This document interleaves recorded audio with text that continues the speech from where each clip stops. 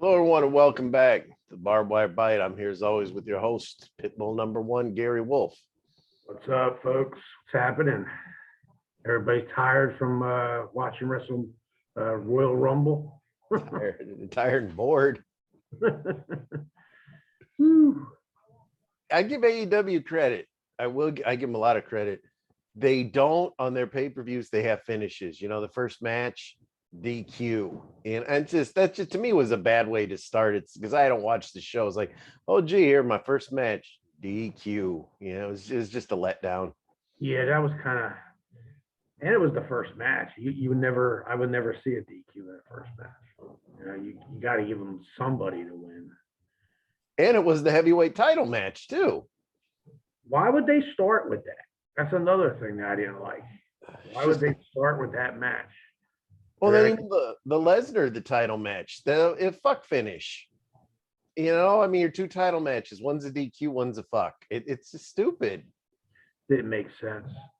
Another thing didn't make sense was the girls' Rumble. Why was Charlotte Flair in there? I was like confused about that. Like it didn't make any sense to me.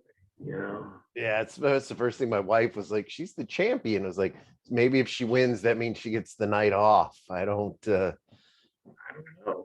but she didn't get it. I don't think she went over. No, Ronda threw her out. Which once she came back, you saw that. I don't know why they pushed that bitch. Oh yeah, as soon as I seen her come back, I was just like, okay. Well, they paid her all that money. They want to get some of that money back.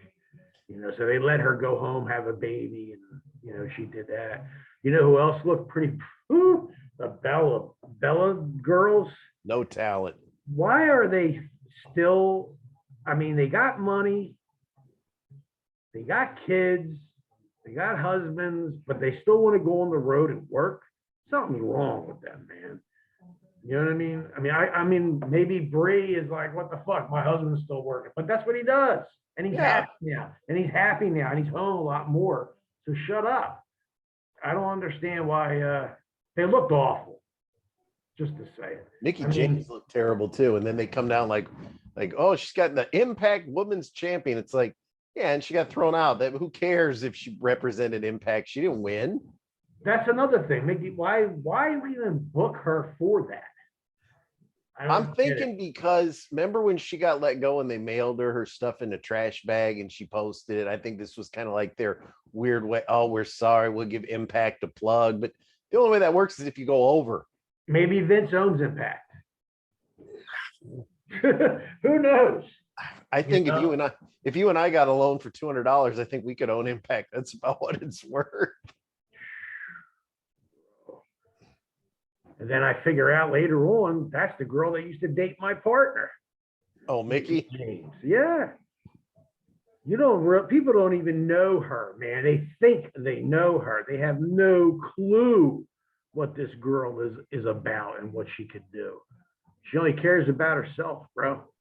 She would take paydays off my tape, out of my pocket, because she would convince my partner, oh, you would tell Gary stay home and I'll go and they'll put me on the show. And that's what she did a couple times, dude. I never knew it was her until 2 and 2 and a couple of people put it together for me. But yeah, she's scumbag, man. Straight up. All them ladies, like it's like because I always had a crush on Ivory. And it's like, oh, it's Ivory. Oh, she got thrown out. Oh, it's Molly Holly. Oh, she got thrown out. No, why bring him back? Ivory still looks good and she's still in half decent shape. Why did they put her in that fucking gimmick with the white shirt and shit? That didn't make any sense because they would have been better off putting her in a gimmick because she still looks good, you know? It was like they covered her up. And I know Vince is all about tits and ass. Some of them damn girls that just came in for the night made the girls that are working there look like shit, some of them. Mm-hmm. That girl doing the superhero gimmick looks terrible. Why? I don't know why they did that to her either. And then they had her beat up Molly Holly. It's like, why bring Molly Holly back? She ain't gonna be on the show. She was some superhero. That's how stupid their writers are, bro. It's like they can't come up with something original. No, our superhero now is going to beat the superhero of the past. And then our douchebag now is going to beat the douchebag of the past. It didn't make any sense to me, man. No, and a lot of that stuff can book itself. Why is fucking Matt Riddle come down on a fucking scooter? I get his gimmick is he's like a easygoing pot. He's got Rob Van Dam's old gimmick. Pretty much. Yeah. He's over. I mean, I'll give him that. But why have Johnny Knoxville did get a little pop out of me because I like Jackass. Yeah. But at least let him throw out Sami Zayn. Let him do something. What was he in there for? 30 seconds? Yeah, I mean, Sami Zayn just re-signed his deal. They love him up there. So if I was Sami, I would have told Knoxville, throw me over the top. Yeah. You know what I mean? Who cares?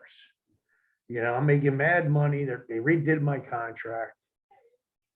And that's like I said, I mean, I look at some of these guys they're re-signing, and then I look at the guys they let go, and it's like, who's booking this?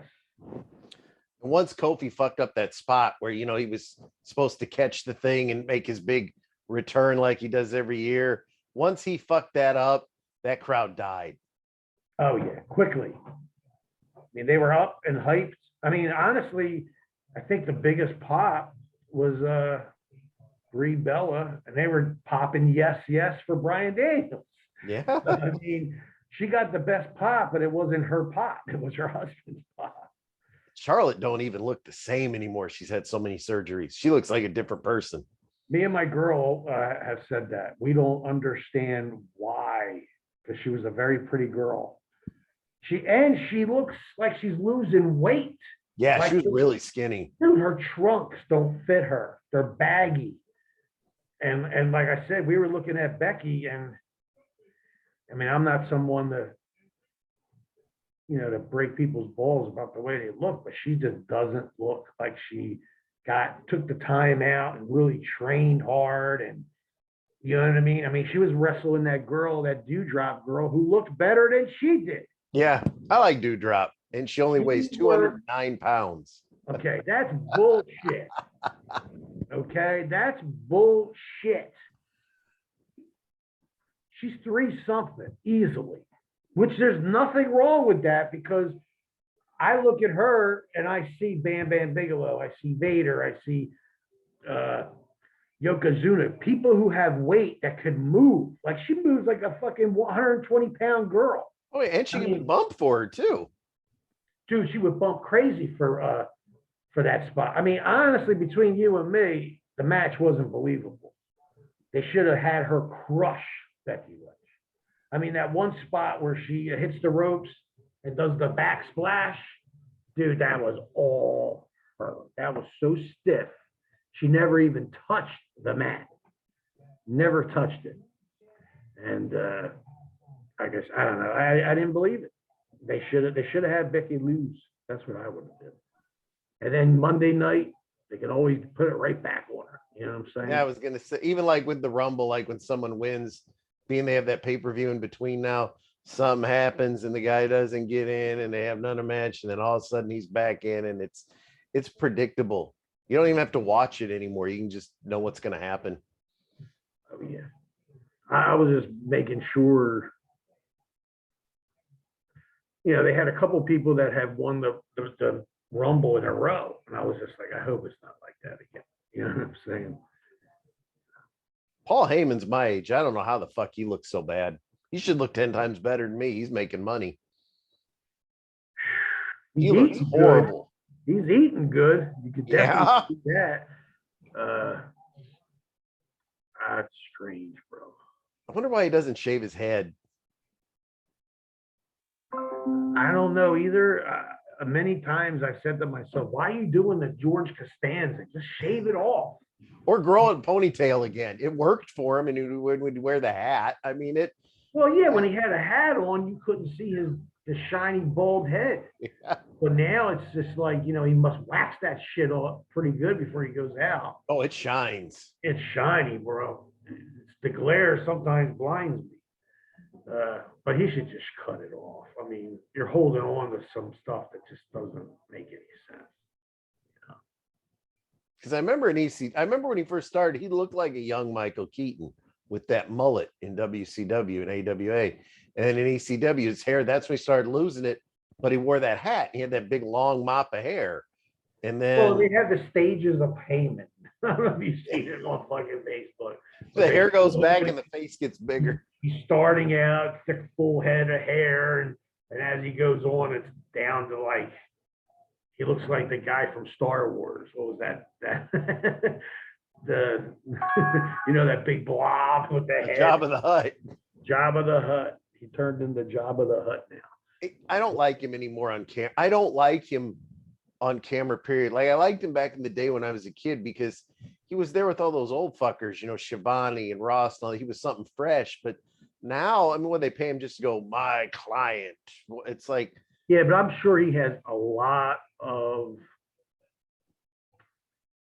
I'm sure he has a lot of power in the back. I would hope.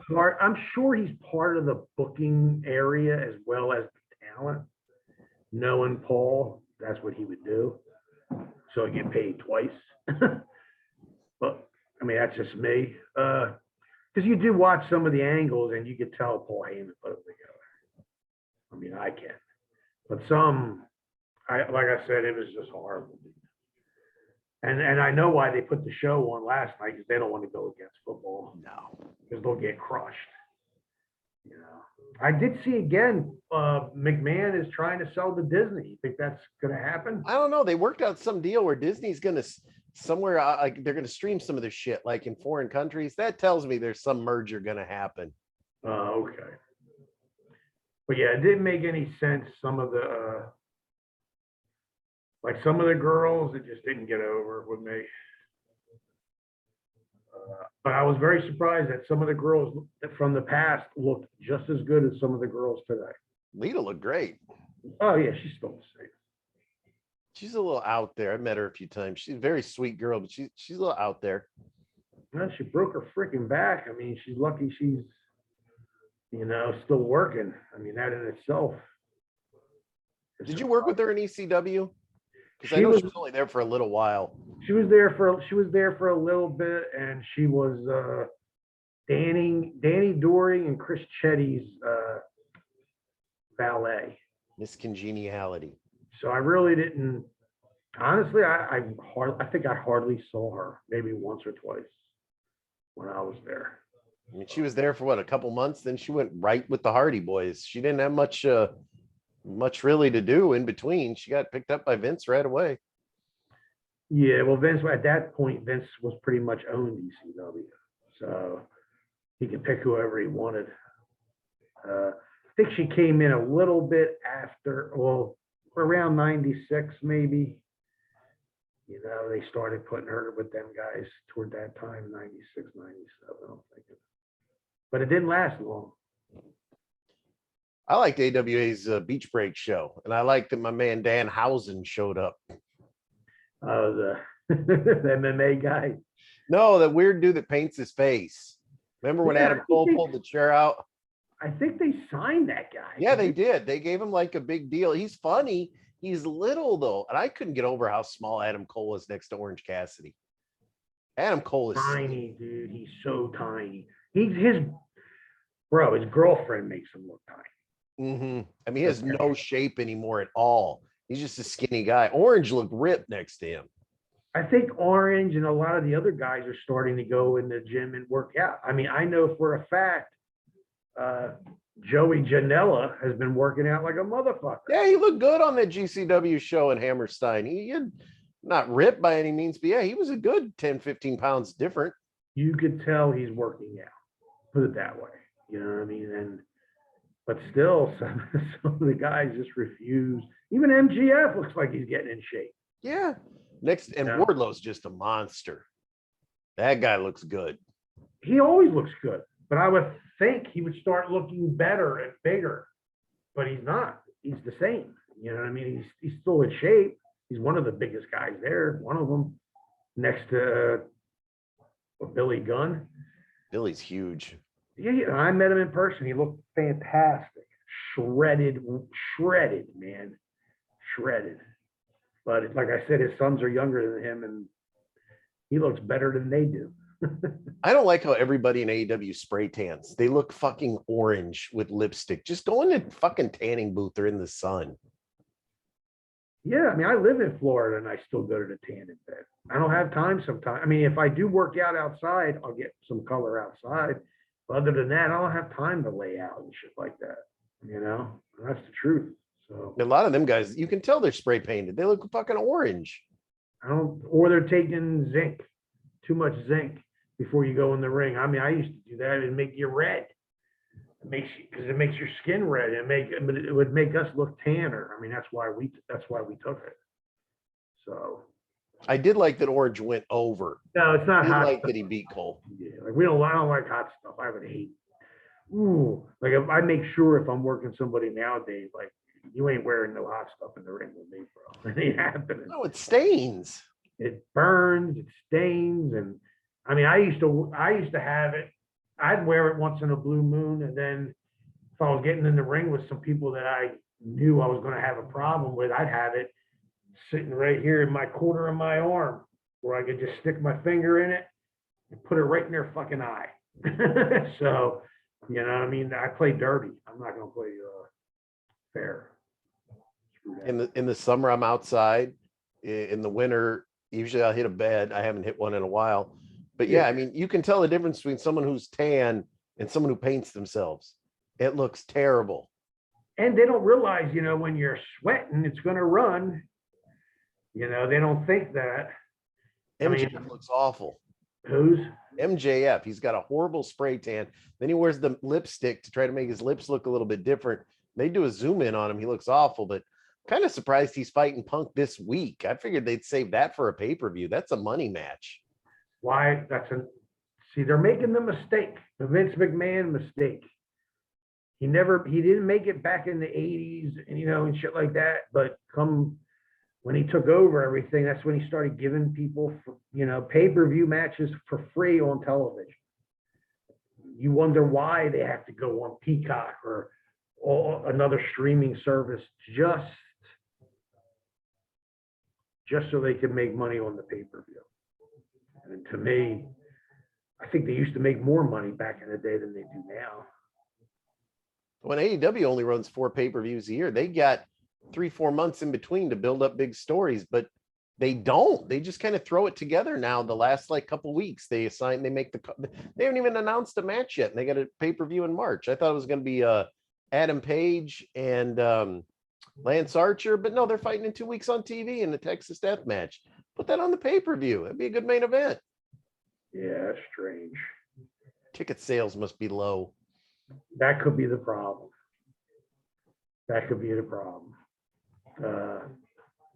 I did an interview with a guy from XPW this past week.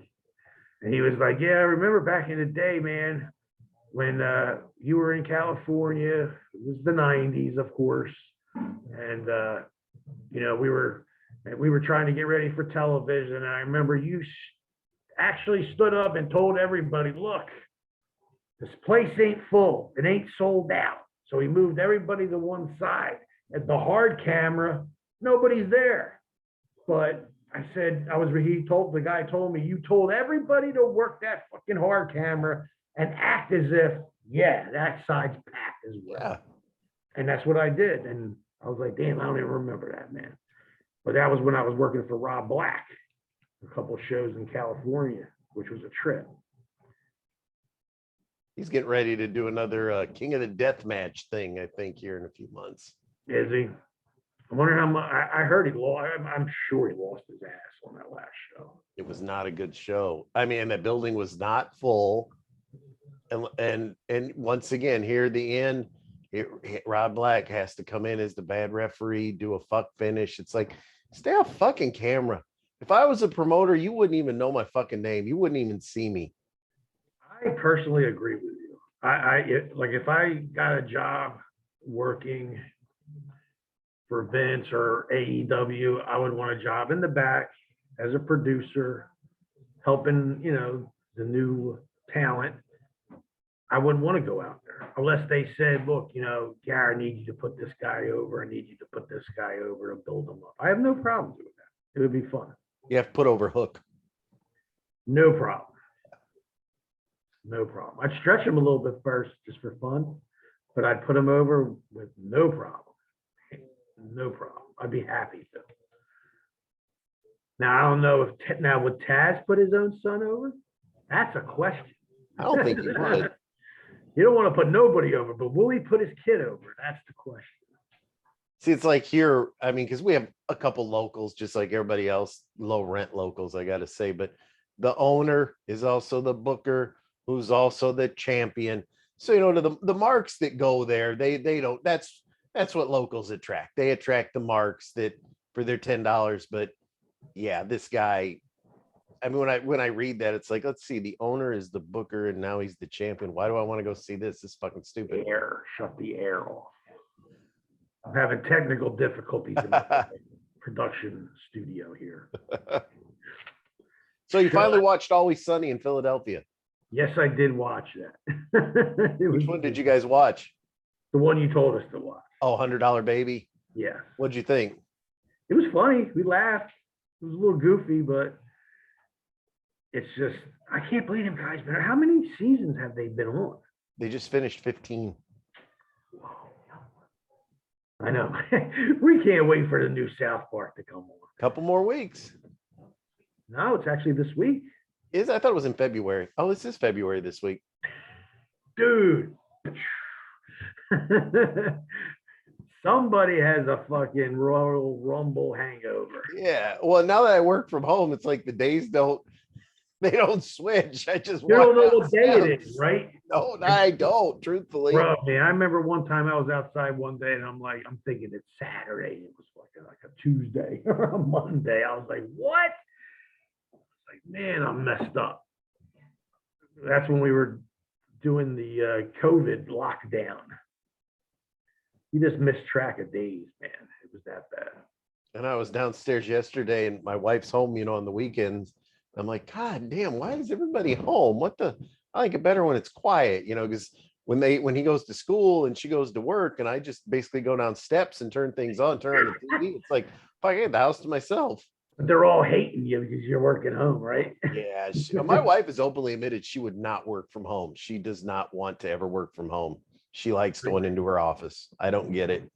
I don't understand that, man. If I could just stay home and work, I would do that. I don't know why you'd want to go to an office building, deal with other people. Some are, you know, psychos, you know, then you've got, what else? Who's ever going to work sick, who don't care, you know, because they need the money. They don't want to call out. It's like parents when they send their kids to school. Like back in the day, I mean, parents, they didn't, like, you get up and say, I don't feel good. I don't want to go to school. My parents be like, screw you. You're getting dressed and you're going to fucking school. Yep. And even though I was faking it because I didn't want to go to school. But then again, you got kids that are sick and the parents don't care. They're going to send them to school sick. That's why I call schools like a pastry dish. Because the parents will send kids in there sick and it's going to get everybody sick. And yeah, my kid always caught something. Always. And then they come home and they give everybody else in the house sick. So that always happens. At least now, like, they have to wear masks in school. My son's vaxxed and booster, but with the mask, doesn't even catch a cold. But every once in a while, I'll be like, oh, I'm sick to my stomach. I can't. And then so, you know, call him in, mom leaves, like, look, this is a pandemic. There ain't nothing fucking wrong with you, is there? Like, well, then why don't you give me a heads up and tell me first? I think the kids of this next generation of kids, like they lost the excuse of calling out of school. You can't do it no more. We ruined it for you. Well, now if you call your kid in for what's wrong with him, what are his symptoms, you know, because they worry about the COVID. But when was the last time he was in school? When he was in school.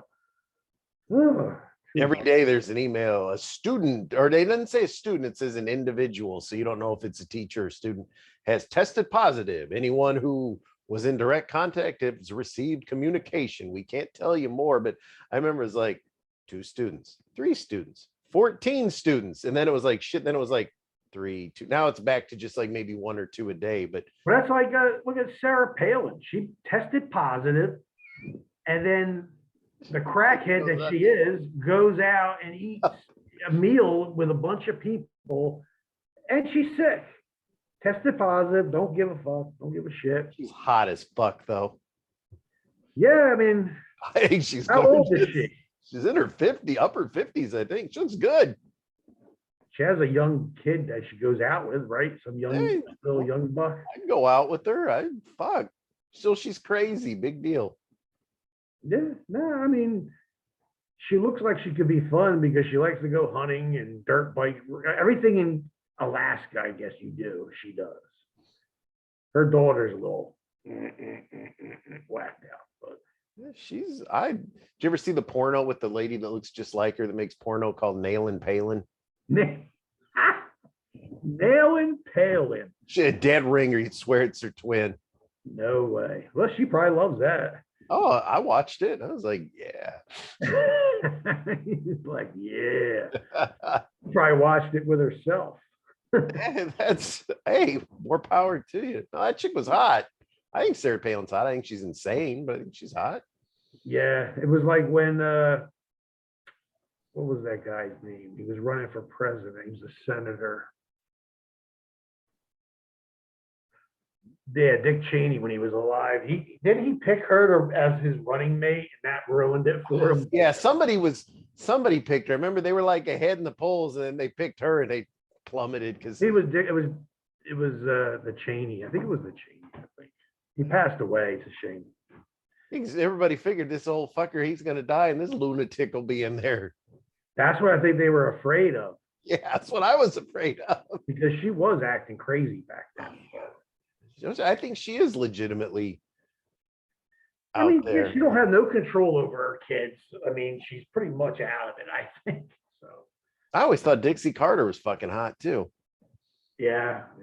I'm surprised when she's not doing anything in the business anymore. I mean, her family probably like ripped her a new ass after what she did in TNA over there. But now, did she lose the money because she's an idiot, or because she had Russo and Hogan and Bishop, or did she just listen to bad people? I think people were trying to take advantage of her and get her cash. You know what I mean? That's come on. I mean, most of the guys that were working there didn't even wrestle. They would just come out and talk smack and walk back, and probably getting paid more than anybody and everybody. Yeah. You know, and then I heard you banged half the locker room too. So, you know, most of the guys didn't have any respect for her, but I remember Douglas didn't like her because he always said he would pitch her all these ideas, and she would just be like, yeah. He was like, so she was listening to idiots. It was like, that might be true, but every idea that he seems to have pitched her was just, this is what I did for Paul Heyman. Now, if I do it here, it's like, we've already seen that. Yeah. He tried to do that a lot in WCW, I think, also. And they didn't really fight on it, you know. It's like, what's Dreamer, that House of Hardcore? I don't care. It's been a while since he's ran a show. Yeah, I mean, it's the same thing, you know. It's been there, done that. I've seen it. It's like what they're doing in Philly now, the Battleground. You know, it's like, you know, we're going back March already. March 26th, they're doing another show. You know, and some of these matches, dude, like Bubba Ray Dudley versus Jerry the King Lawler. I mean, come on, man. I wouldn't pay to see that. What I can't figure is Devon's got a nice producing gig in WWE. Well, like, what's Bubba do? He didn't do shit. Oh, he's on some satellite radio show. Dude, Devon is here, and Vince McMahon is here. He's right there, walking with Vince, going over ideas with Vince. And, you know, he was like talking to me and Shane about it, because he just had to get his heart. He had to get surgery on his heart. So thank God he had that position, because he had the insurance to pay for that. Or he would have had to take $50,000, $60,000 out of his own money to pay for it, which is ridiculous. But I talked to him for a while, and he's very happy where he's at. I don't think him and Devon get along. Him and Bubba even talk anymore, to be honest with you. I'm not even sure. But he was just talking, and I pretty much said, you know, the way I look at Vince McMahon is make him think he came up with the idea, and he'll love it. But if he knows you came up with the idea, he's not going to like it. And that's how he's always been. I mean, I remember the Taker mentioned something to him about bringing us in the Pitbulls, and we were going to be his Mad Dogs of War, like from hell. You know what I'm saying? He was going to pull some gimmick, and we were down with it, of course. And then shot it down immediately, of course. You know. So do you think, and this is what I've always thought, like when Russo was in Fair, when they were the writers during the Attitude, did Vince Russo really have good ideas, or did he have 10 ideas, gave them to Vince, and Vince picked one and changed it the way he wanted it? Some of the ideas were horrible. Like the one route that he came up with was the boxing gimmick. Brawl for that was awful. It was horrible. It hurt the company because it took guys out of their comfort zone where they're going to be wrestling. I mean, they were going to push Dr. Death to the title. I mean, that's what they had planned. And they put him in that stupid thing. And what happened? He blew his knee. Hurt, yeah. He got hurt. I mean, everybody that was in it, practically everybody that was in it, except the one who won it, which was one of the Bart Gunn. Everybody got hurt. Everybody got hurt. And then they just had Butterbean knock him out at WrestleMania. Dude, that had to have been a punishment for winning. Yeah, because he wasn't supposed to win. They didn't want him to win. They thought JBL was going to win the whole thing because Mr. Tough Guy with his voice and the way he acts, they figured, oh, he'll fucking kill everybody. Nope, because he can't fight. I don't care how tough you talk. If you can't fight, what difference does it make? You know, and that's how they found out that JBL wasn't as much as they thought he was, as tough as he was. He got knocked the fuck out. Do you believe Joey Styles knocked him out? I don't believe that story for some reason. Joey Styles. Yeah, they said Bradshaw was in his face and Joey just punched him and knocked him out. Unless Bradshaw's got a glass jaw as fuck. Yeah, if he Joey's not a big guy. I mean, he was picking on the Blue Meanie at one time. We were at the one night stand, and he walked across the ring and punched me in the face. Bloodied him up bad. I'm like, dude, look at him. Why? To me, that makes you look like a jerk off. It doesn't make me look at you as a tough guy. You know what I mean? So it's like some of these guys just don't want to put their boots up and retire, man. It's over. It's done. You know, the next generation's coming, you know? Like all the older guys used to always tell me and my partner, you came in 10 years too late. If you would have came in 10 years earlier, you motherfuckers would have been the guys. Always heard it, but can't do nothing about it, you know? It's like I like Jericho, but he didn't need to go over MJF. Jericho's on his way out, you know. He's become a booker, stay out, or a commentator. He's a good commentator. Great dog. He's a great commentator. Taz was smart. He got that commentating gig. He never went back in the ring. No, because Vince was going to let him go anyway.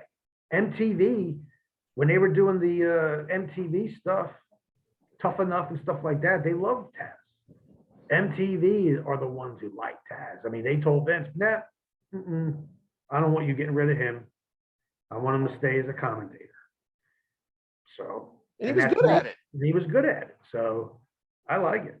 You know, you can tell when he commentates his kid how he just pushes his kid more than anything and everything. So I want to see him wrestle his kid, put him over. I'd like to see him put him over. Taz is. Come on, Taz, put your kid over, man. If I do it, you should be able to do it. But I don't think he can fit in a singlet now, to be honest. And his kid is not the second coming of Christ. I mean, like, I like the kid, but they just make him out to be like the best guy on the planet. Not the next Hulk Hogan. Come on, he's not that guy. He'll be a good worker once he learns how to, you know, sell. He hasn't sold. I haven't seen him sell at all yet. He doesn't sell shit. He don't sell nothing, and that's his dad. So Same with Taz. He never sold. He hated to sell. God, I would bump for That's people the like they part. wouldn't believe. I'd fly for somebody. That's part of our culture and in our business. Is selling is one of the biggest parts of our business. Is selling a punch, selling a move. You know, when people don't sell your stuff, that's when you look like shit. You know, that means they're not doing their job. That's why I hated Bret Hart. Well, I met him, and that's why I hated him. But he would do interviews, be like, I hated working with the honky tonk man. He was too soft. He wasn't stiff enough. And it was like, well, you worked with Goldberg. Goldberg was stiff, and he ended your career. Who you want to work a program with? The honky tonk man or Goldberg? I picked I picked the guy that never hurt me over the guy that concussed me and gave me a stroke. Here, I'll tell you what, here's my experience with the Hart Foundation. It was me and Anthony versus the Hart Foundation. Real quick, you know, what, 4-minute match. You know, yeah, we're going to try to learn something here. Bret Hart just looks at Anthony and says, listen, he's going to slam you or I'll slam you, whatever. Do not get up because I'm coming down with that elbow. You know, that's pretty much what they said. And Anvil was a lot nicer than Bret, I'll be honest with you. Bret reminded me of Dynamite. He had that cocky, he was very cocky. But Dynamite was cool to me, so I can't say nothing. But I remember we were doing the match, and I remember in my head, Bret telling Anthony, don't start coming up. Ant starts coming up. He didn't fucking lay there for the elbow. So when he came down with the elbow, Bret, he fucking stiffed him, hot potato the shit out of him. You know what I mean? But we're not saying that because even though like the people who are watching the match didn't have any idea that happened or didn't know that was going on in that match. If anything, people liked the match because Gorilla Monsoon loved it. Even though we did the job, he just liked our look. And he was thinking about bringing it. That's how Gorilla was the one that hit up Vince while they were doing commentary and said, you know, look, man, look at them two. Why don't we bring those two then eventually? So we did a couple more shows for them. And then before you know it, within a month or two, Larry Sharp got the call and Vince told us to go to North Carolina to work for South Atlantic. And that was our experience because we were working 6 nights a week. So it was okay. You know, we weren't making that much money, but the experience was, I couldn't ask for anything better than that to get ready to go work for the big guys. How was Gorilla? Was he a nice guy? Awesome. So nice, bro. And he's a Jersey guy, and he was a hell of a worker. He was so big, you know, he was just a big man, but the sweetest guy. Very, very nice. I mean, I felt really sorry when his son passed away. I mean, that was just a fucking freak accident. I think it was a car accident or something. And that crushed him. I mean, that killed him. He was really never the same after that. But he went too soon, I think. I wish he would have lived a little longer. I believe Gorilla was a doctor when I was a kid. Right in the lower exuberance of the patella. He got him right in the, you know, like the patella was every part of the body. It was like right in the back of the medulla oblongata. I'm thinking this guy's fucking medical professional and shit, you know. And you find out years later he's wrong. He came up with these words, man, that he would write down, I guess, and keep as notes. So when he did commentary, they just came out like he was very, very intelligent. Like people don't get. They look at George the Animal Steel and they're like, man, fat, hairy guy, probably sits on the couch and drinks beer all day. They have no idea the guy's a college fucking professor and a fucking genius when it comes to education. No, they don't know that. It's just because he's doing his character, you know. That's why when I always say, and the older guys used to talk to me about this, you got your wrestlers, then you got your gimmicks. The gimmicks are the guys that just have a good gimmick and can't wrestle worth shit. Then you got the guys that can work their asses off with their gimmicks. It doesn't matter. I mean, that's the two categories I look at. You know, you got your one guy that can't wrestle. He's horrible, but his gimmick is fantastic. You know what I mean? And then you got guys that can wrestle their asses off and they end up getting a bad gimmick. And that ruins their career. You know what I mean? Because they didn't pick the right one, or Vince gave them something they didn't like, or I've seen so many gimmicks that looked horrible. I didn't like them. You know, the one was a hockey player and he's in the Goon. Another one was Mantor. Hey, he doesn't live too far from me. He's a fucking asshole. Mike. Oh yeah, he's a fucking prick. He's lived with my partner for a while because he was in Germany with my partner. He used to train at the same gym I did. Yeah, he don't pay his. He likes to gamble, but he don't like paying his debt. I don't know. He's like I say, he used to go to the gym that I was at, that I used to work out at, and he was a big fat guy, but I was solid fat. I can't say, but I remember people used to always be like, "Hey, it's Mantar," or whatever, and he kissed my ass. I don't care how fat or big he is. He's a pussy, and he's just lucky I don't make a couple of phone calls when I know he's in the city because he'll never leave. He's just very, very, very lucky. I mean, he don't owe me the money. If he owed me the money, you would already be like reading his obituary, you know, whatever the fuck you want to call it. But he owes people that I know money. And he like I said, he loved sitting there with his hand out, you know, when he would win his bets to collect his money. But when it's time to pay, you know, he owes a friend of mine like 10 G's. 10 G's, bro. I'd be getting that money. That's why you be very, very careful where you go. I don't think he wrestles anymore. At least I've never seen his name on anything. Dude, he couldn't wrestle anyway. Nah, he was horrible. He was horrible. Big guy. Had that they had all them dumb gimmicks. Wasn't Balls Mahoney like an evil Santa Claus for a couple weeks and just I think he was the original Santa Claus that came out that they slammed and they choke slammed, whatever, which they copied off ECW. Yeah, I think Balls told me he was him. He was the Santa Claus. It was like Xanta. It was spelled with like an X or something. Like I don't know. And Balls was okay. Like Balls could work his ass off. I was going to say he could and he was out of shape as fuck. But yeah, he could. No, he was out of shape, but he was in wrestling shape. People don't understand. There's two different things. You know, for work, he could. Balls, I tug up with Balls in Japan in FMW when it was ECW taking over to FMW. And they put us together because my partner had passed. But regardless, Balls could work his ass off.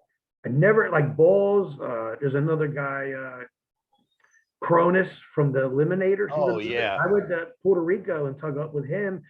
He could work his ass off. There's so many guys that could work their butts off, man. Like you don't think just because Balls has problems doesn't mean he can work, man. I mean, that's one thing I noticed in ECW. You know, Paul never had to like second guess Balls. Like he knew he was going to go in there and give it 110%. And that's what he would always do. I mean, Balls was actually, it was a night off working with him, except for that chair shot, because he would bend that chair right around your head, and there was no way you could stop it. You know? I felt terrible for him when he went to WWE, and he got fucked by Axel, who I've made it well known I don't like Axel Rotten, but I mean, when Axel fucked him over and they were going to get the belts, he would have had his insurance, he could have got his teeth fixed, everything. Dude, he had I talked to him, man. He had everything set up. He had his appointment made.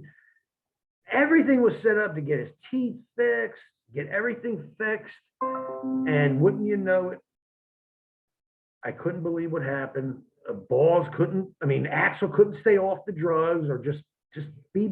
He didn't even show up to that one city. He was driving a fucking cab. Just be discreet, you know? And I mean, when I ran into Axel before he passed, I was in Philadelphia. We were doing a show in Philly, and he already had his mouth was already like that. So I think he had a stroke or something. And I'm like, what the? He's like, yo, man, look right. And I'm looking at him. I'm like, you're ribbing me, right? You're not waiting for me to say you look fucking great. he didn't look good. And I even told, I said, dude, you look like fucking shit. What are you even doing here? And he got hammered that night. And I think that night he got into a major car accident, bro, driving from Philly back to Baltimore, which I heard about that later. And I was just like, oh my God. Because he lived in an assisted living home for quite some time after that accident. And he got clean there. I mean, you can't do drugs there. Nobody's going to give you any. But what he got out about a week later, he OD'd in a bathroom in a McDonald's. No, when he was in that facility, people would go and visit him and bring him drugs. Yeah, it's terrible. Okay, so he could thank his friends for that. You know what I'm saying? I mean, you just don't do that.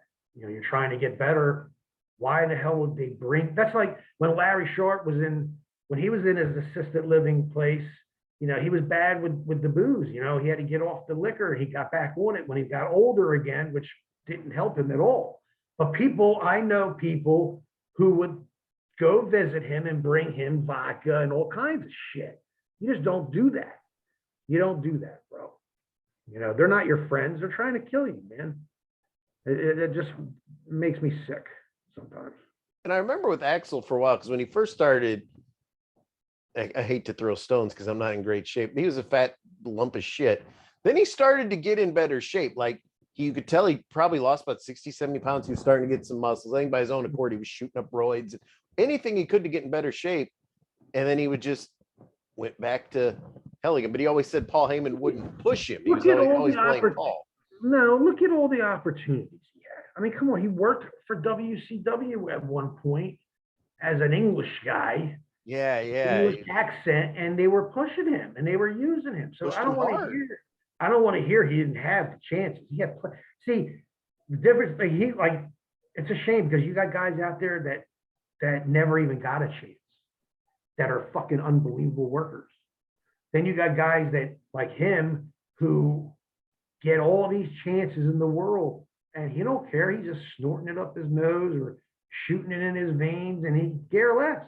When you got other guys that they're trying to behave themselves, they're trying to do good, they're trying to do things right so they can get a job and do things right. But don't work. I don't care who you are. You could be the best wrestler in the world. That doesn't mean Vince McMahon's going to hire you. If you ain't dependable, no one's going to push you. No. I have friends today. I'm not mentioning names, but they get booked for a show and they no show. I have never no-showed my whole life. I have never had a show. Nobody can ever say that I no-showed, that somebody paid me or gave me a deposit and I never came. You know, nobody could say that because I've never done that. I want to bring up another topic I'm sure you've heard of. What was Bully Ray saying about John Moxley, where he has to apologize for going to rehab? Because he left, in the middle of a program, in the middle of that tournament, and he went to drug rehab, and Bully Ray said he should have went out and publicly apologized to everyone for leaving them and going into rehab and abandoning them for months on television.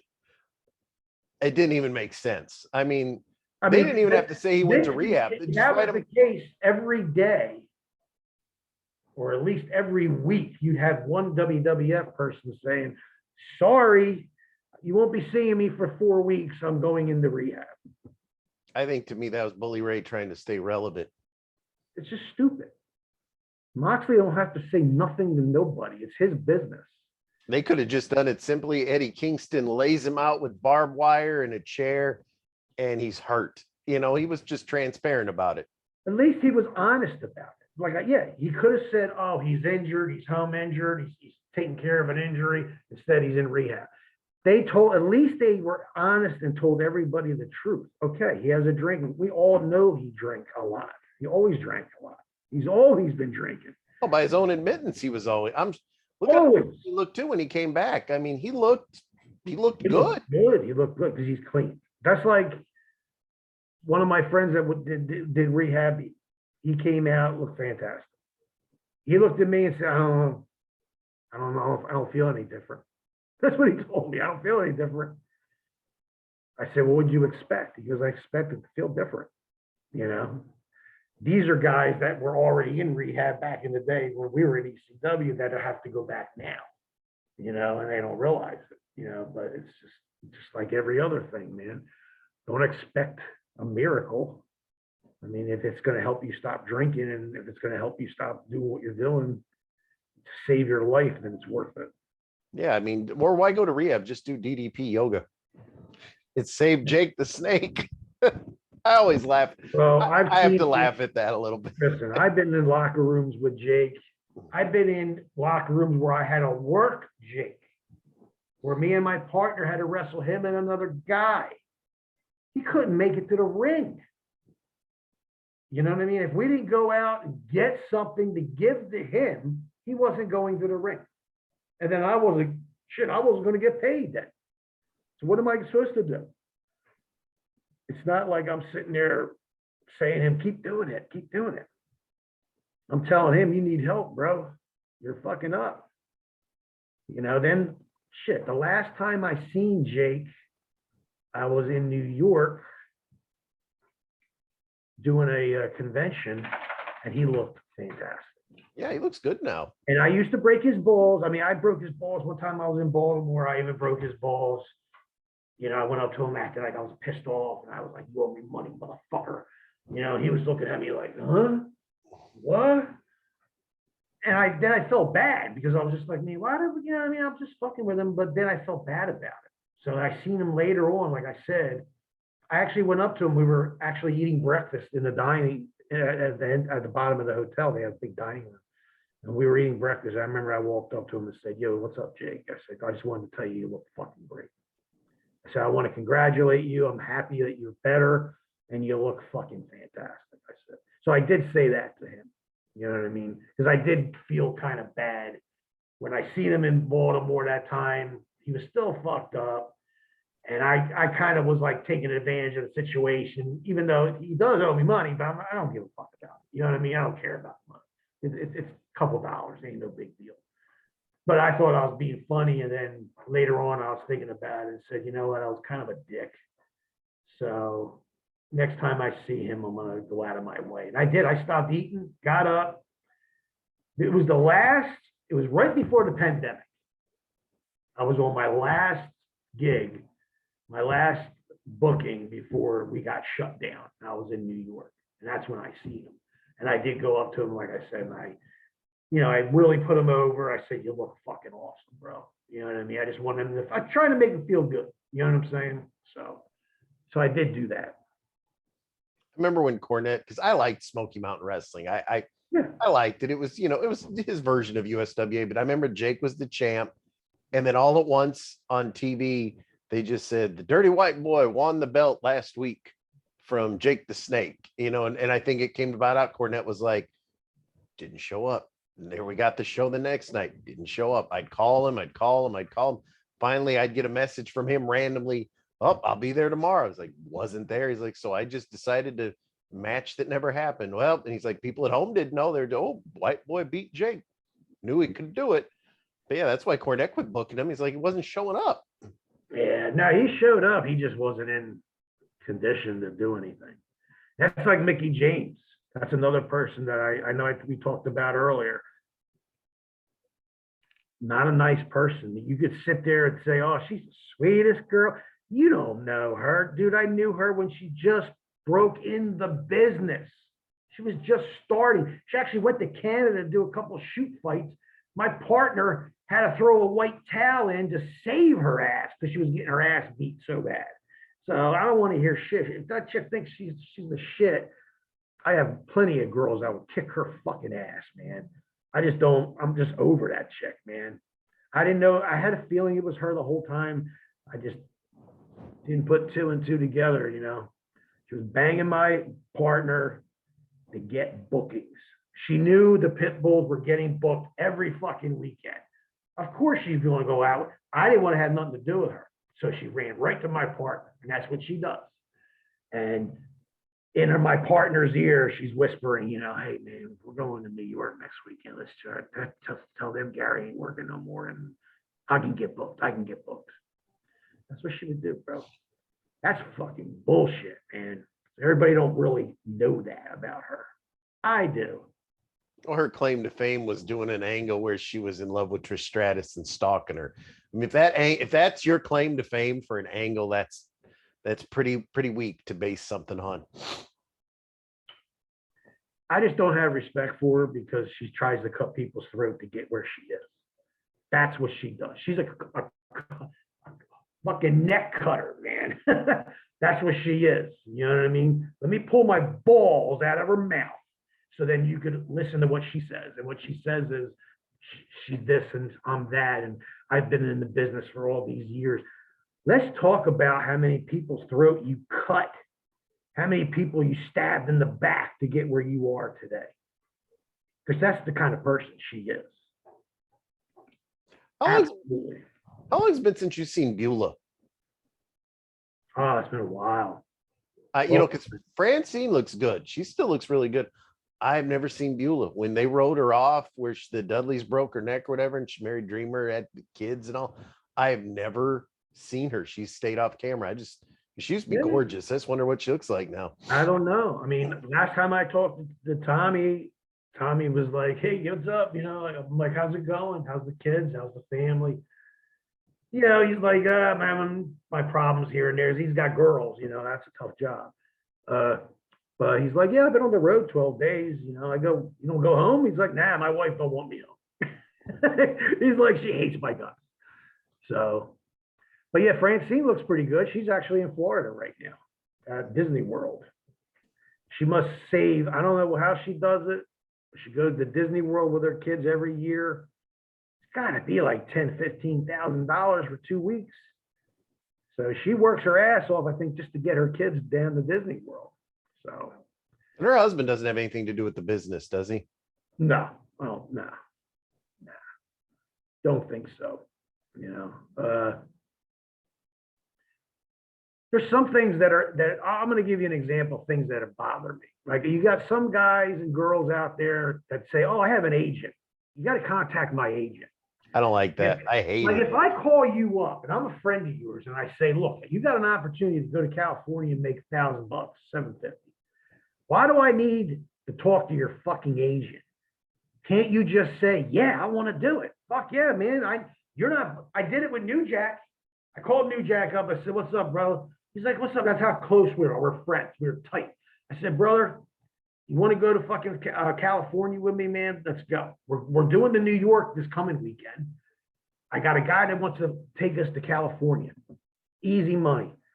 He'll buy your plane ticket, everything. Oh, well, I need my cash. I need some down payment." I said, "But you don't work that way, bro. But he's going to buy your fucking plane ticket. That's a $400 ticket to go to California. I think you're pretty much on if you got your ticket." So Jack sat back, and even though he doesn't do this, he trusted me and said, "You know what, Gare, I'll fucking do it." You know, so we went to New York that past weekend, made great money. We did good together. I said, "I hope to see you next weekend. Let's do it." He passed away that week. I talked to him Wednesday, then the night before he died. And we were going away that weekend to California. So for him to say, like normally he'd be like, "You got to send me half the money," and blah, blah. He didn't do that.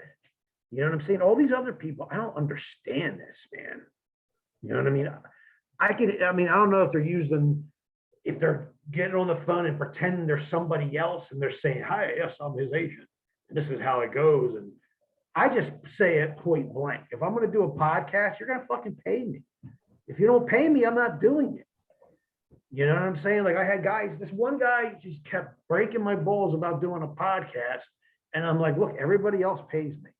You know what I mean? Give me $150, I'll do an hour for you." And that's fair. Everybody, you know, when we got shut down, we lost all our work. You know, so we had no way of making money. So we used to do podcasts for free. That shit's over. When the pandemic hit, I had to make money. I mean, if I get 3 podcasts a week, that's like $450 a week. That's not bad for just sitting here and talking, you know? Yeah, I remember the first time, and I hate to single them out, but and you can see the interviews on the YouTube channel, but usually it'd be like, because I was doing a lot of actors and that, it'd be like, "Hey, you got a movie coming out, you know, how would you like to do an interview with me? We'll promote it, we'll advertise." Fine, you know, no problem. I contacted, I hate to put somebody at Shane Douglas, and I had his email, and I emailed him. I said, Shane, said I know you had that Pro Wrestlers versus Zombies. I was like, I putting him over in the emails, like, oh, I always liked you, you're the franchise. I'd like just 20 minutes of your time. You can plug whatever you want.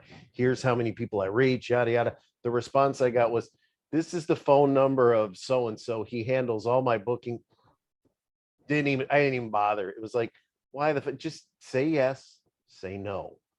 I don't get it. I mean, if it's one of the boys, like I said, if it's me, I would never fuck you over. You'd get your money regardless if we did it or we didn't do it. If I had you lined up for it regardless. It just irks me, man. It irks me because I mean, a couple people, Shane's one of them. Shane could have made that 750 in California. Didn't do it. I had to talk to his agent.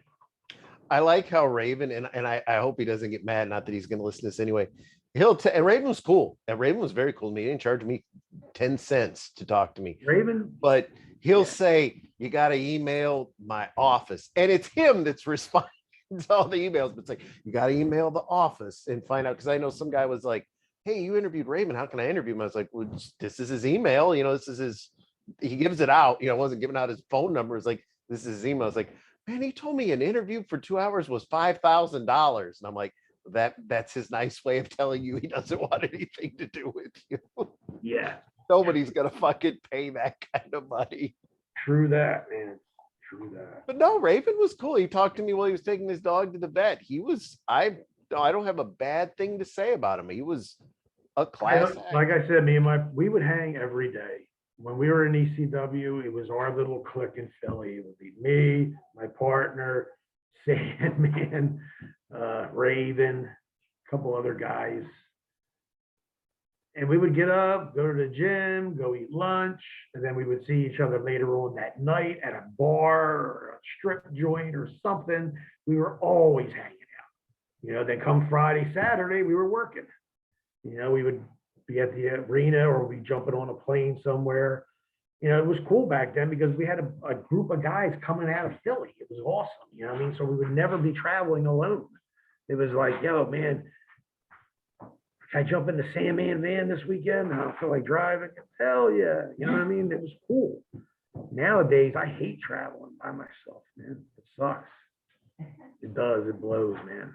Francine, I don't know her, but any conversation I've had with her via social media, she's always been nice. But when I asked you about when Rick Rude, when he what he did to her and all that, I wanted to actually on Twitter, and I'm nice. I wanted to say Francine, and I wanted to use her name in the tweet, so I sent it a simple tweet to her. I said, "Can you?" Because I didn't want to do it in public. I said, "Can you send me a DM? I'd really like to ask you a question." I don't do the DMs. You can contact. It was like, fuck, I'm just gonna do it. I'm not gonna call somebody and ask them about you to do that. Fuck it. Francine tells you what she thought of Rick. I just did it. It's like, fuck, I'm not gonna ask. I don't think she didn't approve of what Rick did. No, she did not. And and I got to give her credit. That was like one of the highest episodes we ever did because she retweeted it. So I thank her for that. But I didn't agree with what Rick Rude did either. I thought, that was out of line. She was pissed off, but she didn't say nothing. No, like she said, he was the veteran. She kept her mouth shut, which I mean, it don't make it right, but no, it absolutely doesn't. But still, when he did that, though, he got a pop. The place went crazy. Yeah. I mean, and I have a feeling if he would have asked her, she probably would have said it was okay. He should have asked. Yeah, but I think if you do that, you lose the surprise effect. You know what I mean? Like her facial expression wouldn't have been the same. No, that was, you know what I mean? It would have been totally different if it was planned out. I mean, it was. I like it better when it was on the cuff. I remember when he spanked her, he was whacking her ass hard. Yeah, and that's one guy I would not have fucked with. And he was he was an arm wrestler. He wasn't a some bodybuilder. I wouldn't have fucked with him. He was the heavyweight arm wrestling champion of the world. People don't realize how fucking brother had some arms, man. Some power. Fucking Poor nicest Army. abs I've ever seen for a wrestler. Poor Army was like, but he was the nicest guy ever, dude. I mean, he'd go on vacations. He would not only take his wife and his family, he would take his whole wife's family. Because he really didn't have too many people in his family, his side, you know. So he would tell me they would go on the what was that jet back in the day, the Concorde. He would take the Concorde to Europe and bring his whole family and his mother-in-law and their side. That's what he would use. That's what Rick Rude would do. That's how nice he was. So, I mean, he was at my house the whole time he was in ECW. Him and Steve Austin would always hang at my place in South Philly. Steve McMichaels, most of the guys that would come in would always hang at my place because I was like 10 blocks from the arena. It was perfect, you know. I remember when Rude came and he had the helmet on or whatever. It's because that voice, I mean, that's why the building popped. That voice was too unmistakable, but you can't deny it was him. No, and I like that. You know, I'm here to fuck with the franchise. That put Shane over pretty damn good. He got me over too. He announced me coming back after I broke my neck when Shane was in the ring. I mean, the roof came off that building that night, bro. I don't care what anybody says. You watch it, you could hear it, you could see it. It was crazy. I was a Shane mark. I have no shame in admitting it. Only in ECW. I was not a mark from anywhere else he went. ECW, I was a mark for him. That guy could talk. I don't know if somebody was helping him or not over there, but he could talk. He has the natural gift of gab. He could cut fucking awesome promos. I gotta give him that. You know, he could cut promos like it's no tomorrow. WCW's promos were trash. I don't know if it's time restraints or what, but they probably were giving him some ideas how to say it, and where in ECW it was like, okay, we just need this to get through. You could do whatever else you want. Say whatever else you want. You know what I mean? He knows, like I said, people think they know how to do promos, and some people, they think they know, but they don't.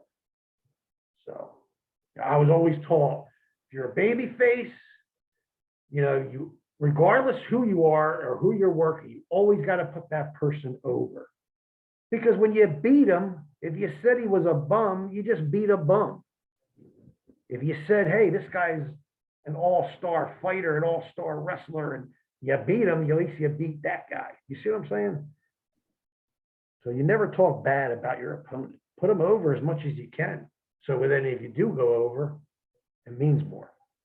I did like when Austin, when they had him fight Bret Hart the very first time, when they were programming it, and Austin's promo was like, only person you could beat is that wrinkled up old man of yours in his basement. I thought that was really good. Old man could stretch the shit out of everybody.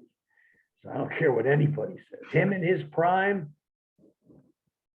I don't know, man. I would be very, very, I wouldn't go in that dungeon. I heard screams from that dungeon. But they say they said, I guess Brett in his book, which Brett's book was very good. He did say that Stu Hart really did like that Austin mentioned him. He thought it was real neat. You know, he liked to be. I was there, the guy, but I was at the house hanging out with Owen, and I heard the screams. Because I looked at him, I go, what the hell is that? Like, oh, that's my old man, Pops. Fucking stretching somebody. Want to go down? I'm like, no. I'm like, no fucking way. That's all I need. I said, no, I'm okay. No, that was Austin. I like that because that came so natural that he was such a rotten bad guy that come 3 or 4 months into that feud, I was the same. You're cheering for him. Fuck Bret Hart. I hate this guy. That's why they had to flip him into a face. He was just so good. Well, he was still a heel and he was over as a face. Oh yeah, I rooted for him way more than anybody else. But he's also the first guy on national TV. I'm whoop your ass, you some bitch, and all that. He was laying everybody out. It was the attitude era, bro. When he, like I said, I mean, even that night at the one night stand, I was hanging out with him, you know, and Vince was like, all right, ACW guys line up, Pitbull get up front, you're going out first. I was at that point so aggravated and annoyed. I looked at him like, he's like, fuck them, sit down, go out last. I did. Which I mean, I'm not lying to you. I totally screwed myself because I would have been the first ECW guy come out of that curtain, and I would have been right on television, which I was already doing that promo for the guys that passed away anyway. But I was already aggravated because of that. You know, I wanted to work that night. I was ready to work. I was in shape. I was ready to work.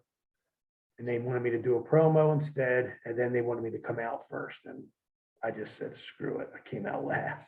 Now, did you do the other show that Shane did, the Hardcore Homecoming? Yeah, I came out. All I did was a run-in on Cactus Jack's match. I brought out the barbed wire baseball bat for him. That's all they wanted me to do. Because it seemed like he kind of took a lot of people that weren't on the one night stand. Like he got the Raven and the Douglas, of course, himself. It seemed like he took a lot of people that weren't on that. He brought to his. Shane actually on that whole tour, we were pretty much going against each other in dog collar matches. You know, because we ended up in Pittsburgh and he was over. Like I was over everywhere else. In Pittsburgh, he was the face and I was the heel. And we had a great match. We were outside the ring. I don't know if I ever told you this. And some lady, I called her a fat witch. And she got so pissed off. And because I turned away. When I turned back and looked at her, man, she whacked me across the face with an open hand.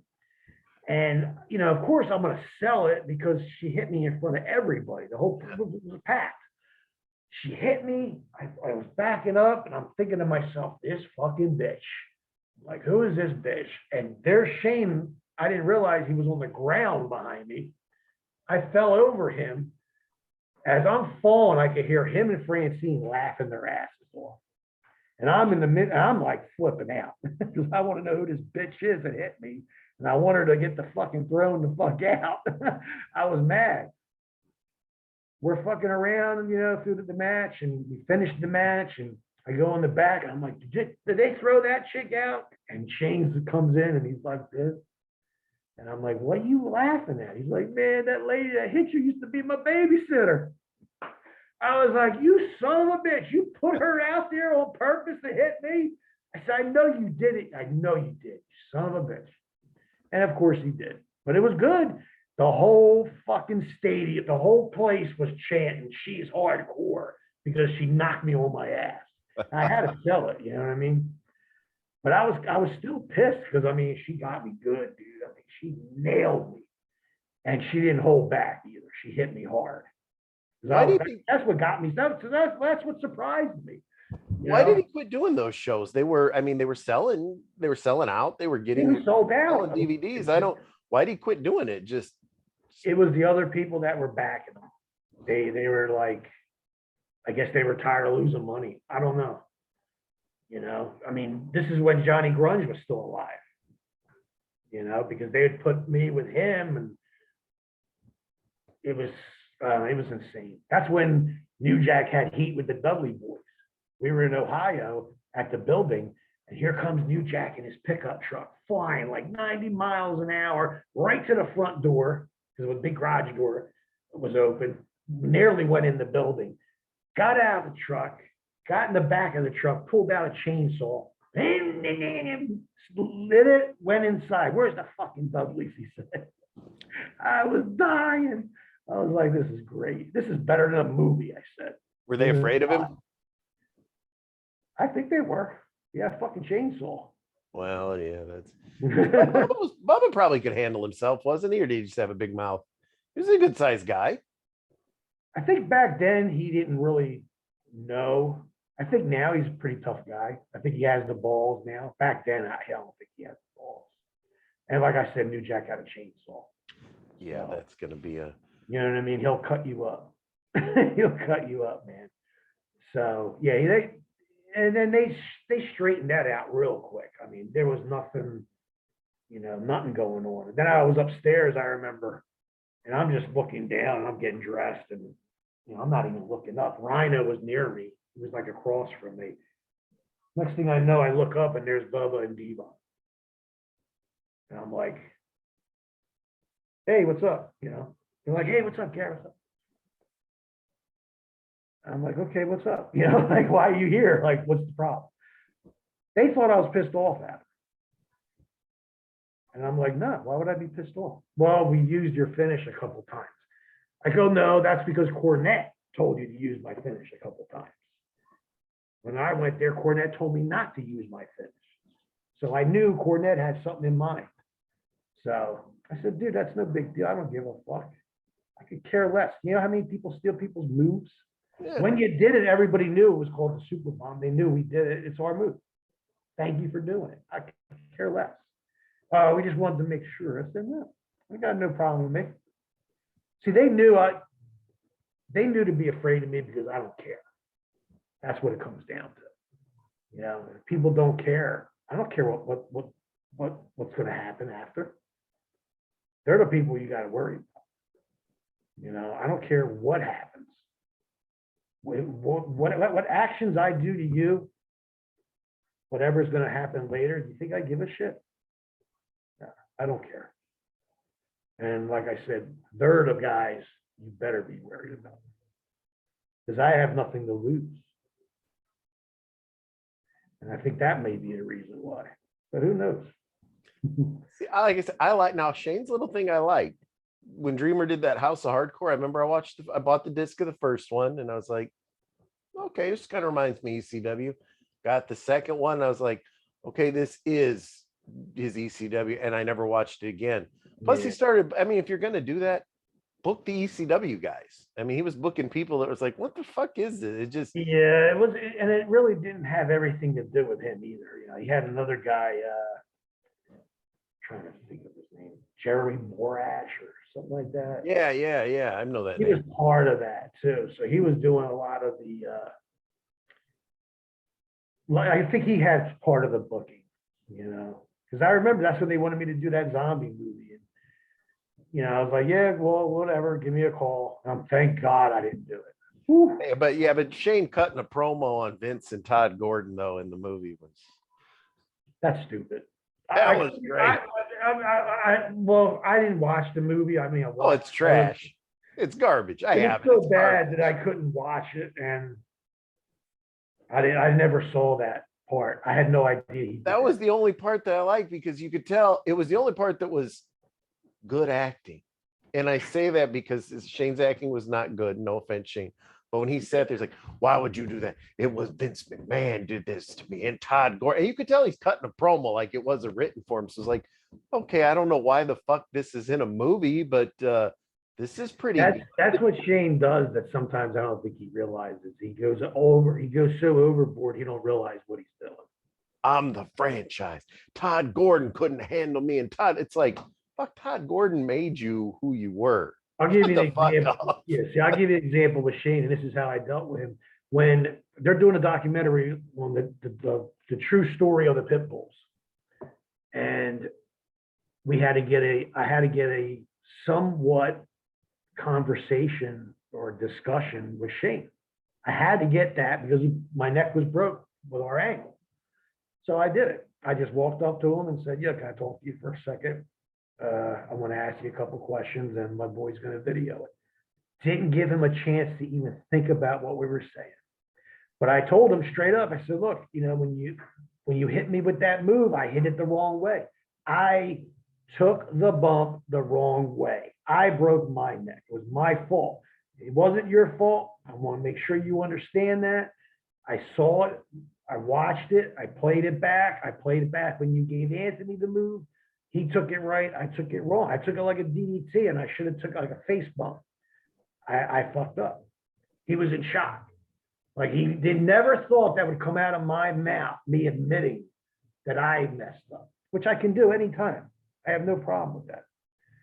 And I caught him off guard. And the guys videoing this for this documentary we're doing. So I got Shane to talk, and we put about 20, 30 minutes in. You know, but I got him when he was not expecting it, and it worked out perfect because he was in shock that I admitted that I took the wrong bump. Because back in the day, you know, I would always tell it was his fault. But no, it was my fault. I took the wrong bump. He was always the only thing I didn't like is when he would Dick Flair. Fuck it's like, dude, I either you really hate this guy or you want to work an angle with him. I think it's more so the latter. Flair didn't. I remember somebody asked Flair in a shoot years later, like, you know what about me? He's like, who the fuck is he's like, he's a clerk at a Kmart. Who the fuck is he? Yeah, when I heard Flair say that, I was just, wow, okay. Yeah, I don't know why. I don't know if he had a problem with Rick, or I never got into that with him. I should just ask him. I never thought of asking him. I think it was more of a work kind of like, I'm going to show you I'm the franchise, fuck him and all that. But you can't touch Ric Flair in his promos.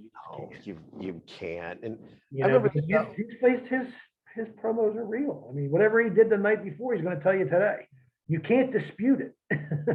I remember he's like, ooh, he's a fucking clerk at a Kmart. He couldn't lace my boot. And you could tell he was like not cutting a promo. He was like legitimately, who the fuck is he? You know, because he would, like I said, Shane would always talk shit on him. So that was crazy. Yeah. I guess that's one match he never had that I thought he wanted, maybe. He did. They fought in WCW. Did they? When Russo was booking, it was garbage. Flair did the job for him. Really? I think it might have been a fuck finish, but I can't remember. It was by that, but it was so terrible. And because Vince Russo, the way he booked everything was, if you weren't reading the sheets or the internet, he had no idea what was going. People, that's not the average fan. That's a 2% fan. It's like me as a comic collector. Comic collectors are 2% of the comic book movie crowd. It's not. Well, I remember everybody would get the sheets and the papers and all that stuff. I never liked him. Why do I? Why would I want to? What do I care who you're dating? I don't. Then they would give you the top PWI top 500. Yeah. I mean, listen, I know a person who did that job. Okay, who was a worker, who never made it anywhere, but he did bring up a lot of guys that did make it somewhere, and he just sits there, and if he don't like you, you're not even on the top 5. Yeah. Or if he loves you, you'll be in the top 10. You know what I mean? But he takes it, he don't go by wrestling skill. He goes by personal, how he feels about you. So it's like those after mags back in the day. You know, I don't care. I mean, we were ranked, me and Anthony were at one time 77 and 80 or something like that. I don't care. Don't mean nothing. I'm not getting paid for being in the top 10. I'm not getting paid to be in the top 25. If it was something like that, it'd be a different story. And then that moron wouldn't be doing it. You know what I mean? So my thing too is like when everybody's like, oh, I remember we went to a WCW house show and there's a guy in the bathroom at intermission. He's got the sheet. Okay, they did the same show last week. This is what's like, fuck, dude, when you buy a ticket, you want to read how the movie ends before you see it? Fucking watch the show and enjoy it. That's a typical smart mark who wants people to think he's more intelligent, or he's a guy who is planning on getting into our business. So he wants to learn. I mean, there's so many guys, bro, that used to hang around ECW that are now doing their own promotions, doing their own shit, and they dress and look just like fucking Paul Heyman. It's crazy. Hat Guy manages somebody at an indie up there. Yeah, he's in the business now. He went from a fan to now he's in the ring.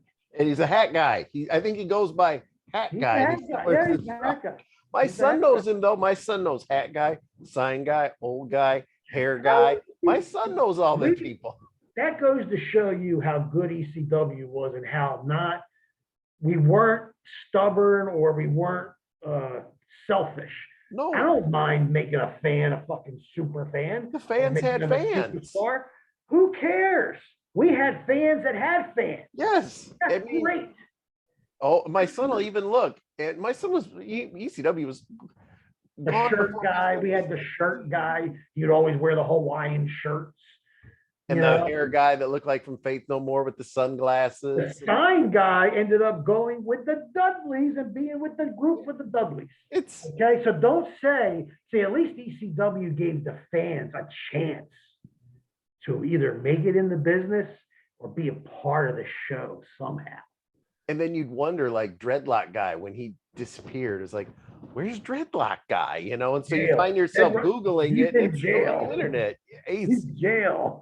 Somebody said Raven fucked his girlfriend and it humiliated him and all that. You know, it's like, Jesus. I can see that though for some I would always see Dreadlock Guy on South Street walking around all the time. You know what I mean? And he would see us and go crazy. Because we'd walk around in Philly. We were acting like we were normal, you know, just normal people, man, in the city. We didn't walk around with big heads thinking, oh, we're an easy. We just went to the gym, went to eat just like everybody else. If they noticed us, we'd say hi to them. If they didn't notice us, you know, then we didn't care. You know what I mean? But if they are real fans, it was okay because at the time we were with Raven anyway in his little flock, the Pitbulls. So it was okay to be seen with him all over Philadelphia. You know, I remember one time we were riding bikes. We got into the bike thing. And I'm like, I don't know if that's a safe idea in the city. And wouldn't you know it, I get hit by the car on my bike. You know what I mean? My rims like bent like this. I couldn't even ride my bike home. I was so pissed off. And this is like 22 blocks away from where we're going to go eat. But we didn't care. Like I said, we had a great time in ECW. I could never say I didn't have, even though I broke my neck, almost died. I still have to say it was the best time of my life. Yeah, I remember all the fans, you know, and then the hair guy, dude, we would see at WWE pay-per-views. And because he always had the sunglasses like I wear, and he had the big faith don't wear hair. It's like hair guy.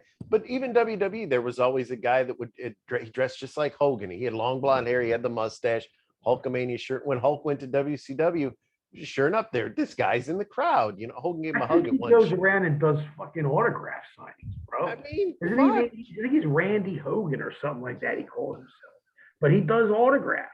Like people bring him in to sign autograph signings. hey, I'm just like, holy shit, he's not really Hulk Hogan, dude. how come at the those icons that you do, why don't they ever get Hat Guy there? I'm sure he'd get some people to meet him. I think that guy would probably do great. I mean, you know him. I think you'd make money with that guy. I remember when Public Enemy and he was like the bar, like when Public Enemy were the heels, they would take off his hat and they'd beat him with it. And then when they became faces, Rocco would take the hat off and he would dance with that it. with the hat guy. It was like the hat guy set the tone for baby face and heels. It was great. I remember I would just point in that direction just to give them their props, get them over, and they love it. You know, I would throw guys in their laps and they loved it. You know, they didn't care. They wanted to be part of it. Yeah. So they did. That's one thing that we ECW guys did, was we brought the fans out of the crowd into the storyline. That's what we did. Remember the kid, there was something wrong with him. He was off. I don't know what. I'm not trying to be right. I can't remember. But he had the arm braces to walk. The Cactus would always take it from that kid and hit somebody with it. They always give him back a dented fucking right. But the kid loved it. Cactus even said he gave him a ride to a show once. And that kid was crying when Cactus did his last match, hugging him and all. But yeah, I mean, think of that though. You're always taking this kid's crutch and you're hitting somebody. That's a dream come true. You gotta understand, we had some crazy fans. I mean, I had a fan once called somebody and said they wanted to meet the Pitbulls at their house. And I'm like, the girl called me up and said, listen, I got a booking for you. This guy, he lives up in Pennsylvania. He wants you guys to come to his house. I'm like, well, how long is it going to take? You know, so I'm looking at my watch. I'm like, all right, he had to give us $1,400 for the tag team. And he paid it. And we went there. And you know what happened when I got there? You know why he wanted us there? He wanted us to convince his girlfriend to take him back. Okay, that's how crazy some of these fans are. They paid us $1,400 to drive an hour and a half, go to this kid's house, introduce ourselves, say hello, talk to the girlfriend, which we could have banged, if we wanted to. And that would have really killed, the guy would have hung himself then. So, you know, we were just like, you know, why don't you give him a second chance? And we're looking at each other like, are we really doing this? And we did it, but I'm not going to turn down $750 for a quick hour and a half. Well, didn't JT Smith and Richards, they worked at Todd Gordon's pawn shop, didn't they? Yes, JT would work downstairs where the jewelry business was, and then Meanie and Stevie Richards, I think, we'll start off with Stevie. He would work upstairs. That's where our Tri-State Wrestling Alliance office was. That's where Eastern Championship Wrestling office was, there. Stevie answered the phone, didn't he? Yes. Yeah. So, I mean, like I said, you know, Stevie's one of the originals like I am. You know, I just never worked for Todd in the office. I would just work on his shows, you know, and Joel Goodhart's shows. We were very green, you know, but they pushed us hard in Tri-State. I mean, we had the belts a couple of times. Us and the Super Destroyers were always fighting for the belts. But nobody wants to talk about that. They just want to talk about Extreme. Dude, there was Tri-State, Eastern, then Extreme. It's all the same company. So don't say we had the belts twice. We had the belts. I can't tell you how many times we have the belts now. If you want to go back all the way to that point, you know, because back then, that's when I first met Abdul the Butcher and Ric Flair. First time ever in a locker room with those guys. And they're telling me and Anthony are getting ready to go out and work with Abby during that match, because Abby was putting a blade on every finger and he was going to cut everybody up. And I remember Ric Flair was like, nah, you two ain't going in there. And I'm like, okay, you're Ric Flair. I'm going to listen to you. He said, hold my jewelry. And then Abby gave us all his jewelry, Rolex watches, diamonds. These guys were bringing in bank, bro. They were making a lot of fucking money. And we just sat in the back, and thank God we didn't go in there, because he cut everybody up.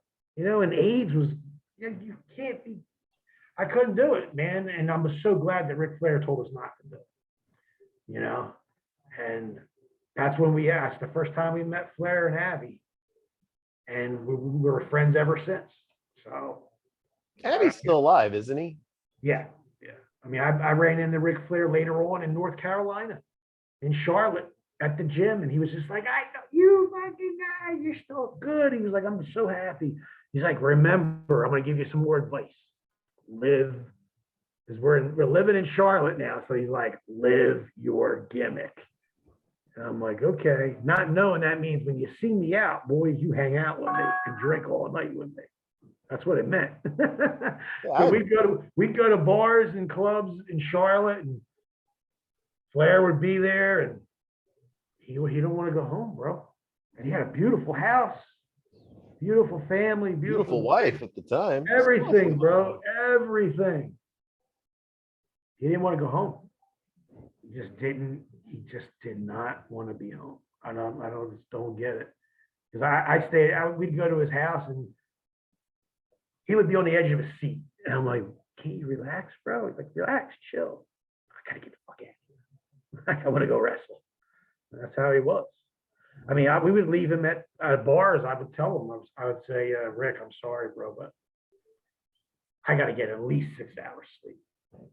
I know we're young and we could be up for a fucking week if we wanted to, but I didn't want to get hurt in the ring or something that next day, you know? So I had to get my sleep. So we would have to leave him a couple times, but he understood. Yeah, Fonzie used to always say, he's like, you'd be 4 a.m, he'd still be drinking, then you'd see him at 6, just woo at the gym on the stairmads. Like, nobody knew how he did it. Dude, I would go to the gym sometimes scratching my head. I'm like, didn't we just leave him at that bar? Did he come right from the bar to the gym? I'm like, I don't know. And he always, when he was young, he looked great. He was always a big dude. When he got in that plane crash, that's when he realized, I gotta lose weight. And that's when he got his conditioning up. And then that's when he would do an hour a night. He would wrestle a fucking hour. And listen, he earned his spot. Yeah. I don't care what anybody says. Man. If you're gonna wrestle an hour straight, that's not easy to do. You know, in some of those matches, it was like when he fight Dusty for an hour, That was Ric Flair fighting for, fighting a bumping like a lump of maniac. flesh. Yeah, making like Cody Rhodes crazy. look like a superstar. I mean, I wrestled Liger in Japan 45 minutes. And I did that at least 4 or 5 times on that 3-week tour. I thought it was a joke when I first saw it on the board. I'm like, 45 minutes, no fucking way. They looked at me and were like, why are you laughing? I'm like, well, it says 45 minutes, and I know that ain't true. And they're like, we'll have you do an hour if we want. I was like, oh shit, they're not fucking around. So I'd go out there and do 45 minutes. Thank God I was prepared for that, because we really knew going to Japan we had to be in shape. So that was the number one thing that me and my partner did, was get in shape for that Japan tour. And thank God we were ready, because they would have sent us home. If you can't keep up with those guys, they'll send you home. Unless you're that big and that strong, that don't matter. I'm ready to go. I go 45 minutes. I'll bump for 40. I'll bump. If somebody wants to book me, I'll bump for him for 45 minutes. You throw me around like a sack of dirt. I hear you. As we're talking about going, I think it's time to go. Pin I me, got some major playoff football games. Oh, yeah. Championship games to watch today. Well, I guess with that, we will just be back next week. We'll be back next week, people. So you want to come out and hang out and listen to us talk bullshit? That's what we do.